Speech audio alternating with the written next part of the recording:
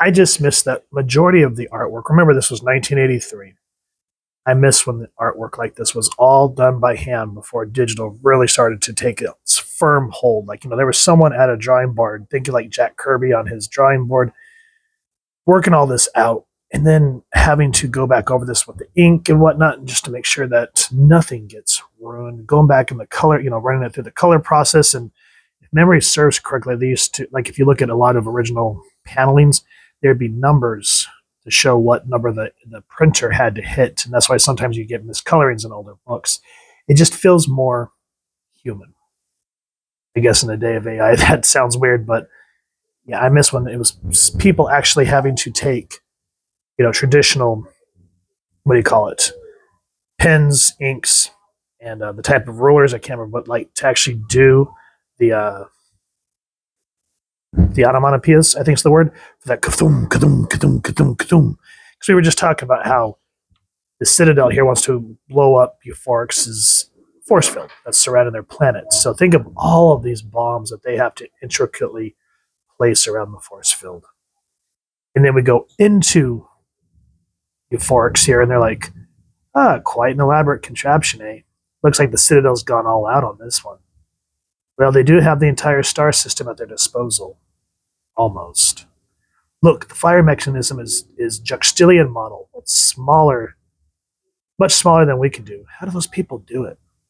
It's their tiny little tendrils. They can fit into the tiniest places. Looks real formidable.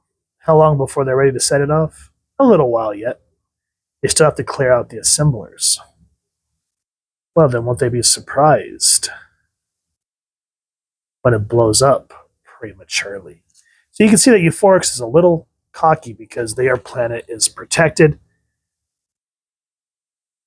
But when, as it says here, for when the death screams finally subside, only one sole Citadel warrior emerges, whose reputation for survival is legend. And this is where we get the first appearance of, what's this guy's name? Harry something or other. Hold on a second. Harry Holcomb. And he's an interesting dude because he just walks up to this dude and just does not give a fudge. He's like, I wonder what it feels like to have the whole star system laughing at you. And he's like, why don't I just tear you apart and put you on every single piece of you on every single homeworld to shut them up? He's like, why would you want to kill me when I have the secret to take down Euphorix? And with that, we're brought into the Omega Men. And what I like about the Omega Men is, I guess you could say in a sense, they're like a bunch of Han Solos. Like they're supposed to be this team, but nobody can get it together. Like these two, it's obvious what they're up to, but she's wanting to bid for a guy named Tigor, who works alongside Primus, who is currently the leader. Callista is his wife, who's took the throne of Euphorix, I think is how it's working. I've never read Omega Men. I'm just going off what I've gleaned and what I've read online. If I'm wrong, feel free to make fun of me down in the comments. But yeah, they're supposed to be talking business, but this dance is really dragging this guy into the moment.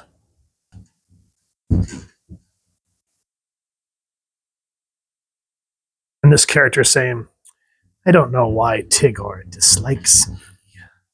I would support his bid for leadership, as I'm sure you would. I only want what's best for the Omega Men. Tigor would never take advice from me, but he might from one of his closest companions. Can we discuss this later? Good. Now we will bind that trust with ecstasy. And that's what I'm saying is this team's not exactly well put together. And then here, Callista, Primus's wife, gets a news station, which she calls what type of propaganda that they have now, which is interesting when you listen to it because it's like, that am latest news, grovelly slime.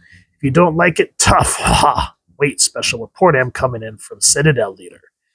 Now, what makes her leap into action is she sees an attack on the Citadel. And people are saying, well, could it be a trap? And Callista is saying, no, the images show things that the Citadel could possibly never know. So half cocked, she takes part of the Omega men with her. And what's worse is when they take off, it says exactly 15 milliseconds later, the mothership rockets from Slag. Those that remain behind lack not courage so much as conviction. Their sympathies lie with Tigor, since he is not there to indicate his will. So they stay to await his arrival. In the writing, it's like, you're like actually reading a novel. It flows, and you get that sense of sci-fi that a lot of these older books would have. And I miss it. I miss it. There's also the follow-up from the last issue with Primus, with Tigor at his side, and you can really see the schism that is going on between these two. I don't want to get too far into that. I mean, look at this. You can definitely see the inspiration that Star Wars had with the Minox, and as well as aliens, of course, because something kind of quote unquote get infected in the ship. And the drawing, these otherworld drawings, man.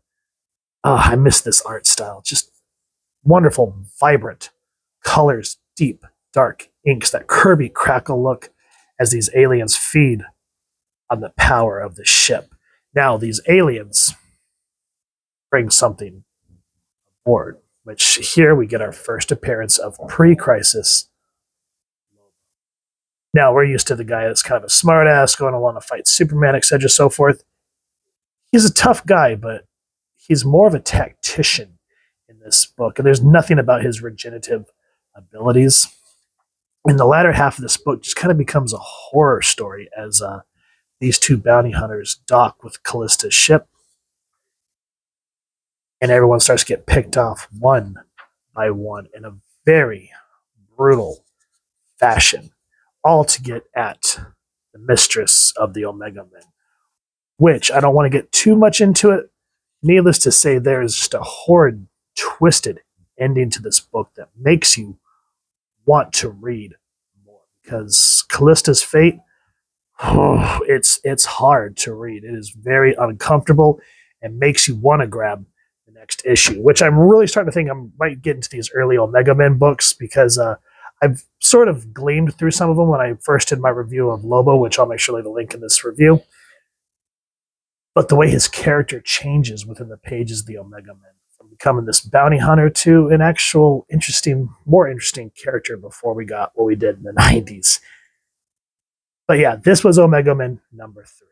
Everything that you'd want in a typical sci-fi comic is in here. Has lots of nods to Star Trek, Star Wars, Alien, with just this cool Earth world, like this civil war among a whole interstellar galaxy right here in this book, guys. I can't recommend it higher. Just go support your local comic shop, and if you got the pockets, get an original copy. If not, they do have these reprinted $4. Hell yeah, I'm gonna pick this thing up.